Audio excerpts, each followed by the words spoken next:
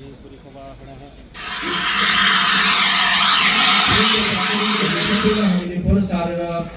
अनि जनताको सेवाको निम्ति हामी अग्रसर भइरहन्छौँ।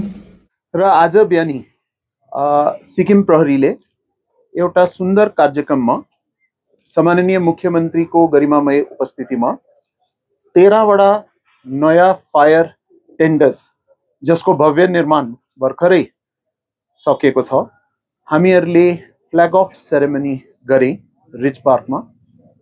हामी जानकारी दिनु चाहन्छौँ कि यो 13वटा फायर टेन्डर्स सिक्किम राज्यको लागि, सिक्किम फायर एन्ड इमर्जेन्सी सर्भिसको लागि, पब्लिकको लागि एउटा ठुलो एसेटको रूपमा आइएको छ र यो फायर टेन्डर्स समस्त हाम्रो फायर स्टेशन्समा अब हामी डिस्ट्रिब्युट गर्दैछौँ।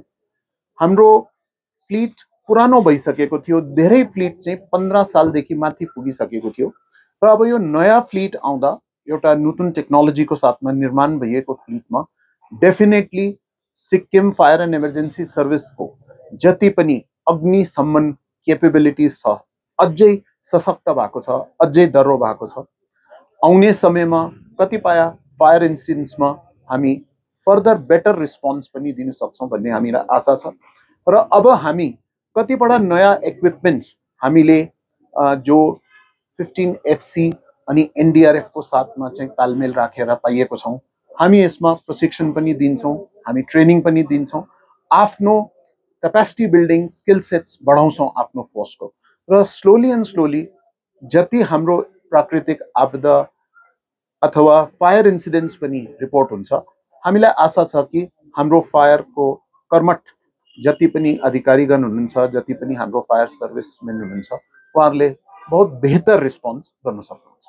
यो हाम्रो 13वटा जुन चाहिँ नयाँ टेन्डर्स आएको छ हामी समस्त फायर स्टेशन्समा गर्दैछौँ। हाम्रो रङपो फायर स्टेशनमा पहिलादेखि नै 2टा नयाँ टेन्डर्स थियो, नाम्ची फायर स्टेशनमा पनि नयाँ टेन्डर्स दिएको थियो।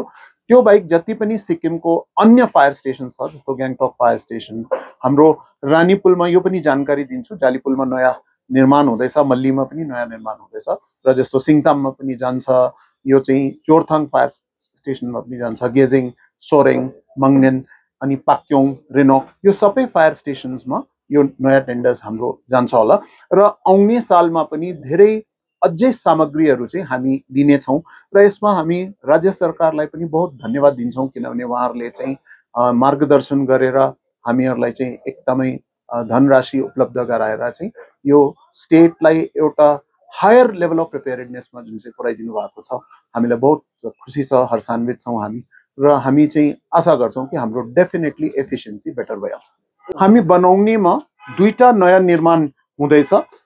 जालीपुलमा हाम्रो एउटा नयाँ फायर स्टेशनको निर्माण हुँदैछ, कार्य थालिसकेको छ। यसरी नै हाम्रो मल्लीमा पनि निर्माण हुँदैछ। यो 2टा चाहिँ नयाँ हामी उयो गर्दैछौँ र साथसाथै चाहिँ हामी वाटर मिस्ट टेक्नोलोजीको नयाँ फायर टेन्डर्स पनि अझै 2टा हामी किन्नेछौँ र हामी गभर्मेन्टलाई अझै रिक्वेस्ट गर्दैछौँ कि रेस्क्यू इक्विपमेन्ट्समा रेस्क्यू टेन्डर्स, जो रेस्क्यू टेन्डर्स हुन्छ जो चाहिँ SDRF को साथ पनि मिलेर र फायर ल एन्ड अर्डर र SDRF को साथमा मिलेर काम गर्नुहुन्छ, हामी चाहिँ त्यो पनि चाहिँ गभर्मेन्टसँग चाहिँ समन्वय बनाउँदैछौँ। अझै हाम्रो 25-26 फाइनेन्सियल इयरमा धेरै अझै इक्विपमेन्ट्स आउनेछन् जस्तो आज ब्रिदिङ एपरेटस पनि तपाईँले देख्नुभयो होला अनि यो हामी 25-26 मा धेरै नवीनीकरण अन्य इक्विपमेन्ट्सको पनि हुन्छ होला भन्ने चाहिँ कहिले पनि कुनैले चाहिँ म 100% अब सक्षम भयो त भन्न सक्दैन। यो त एउटा ग्रोथ हो, कन्टिन्युअस प्रोसेस हो। तर हामी चाहिँ अहिले एटलिस्ट आजको दिन त हामी बहुत हर्षित छौँ। हाम्रो लागि एउटा ठुलो दिन हो, हामीले 13वटा फायर टेन्डर्सलाई फ्ल्याग अफ गर्नु पाइएर प्लस हामी यिनीहरूलाई चाहिँ फायर स्टेशन्समा दिइराखेको छौँ।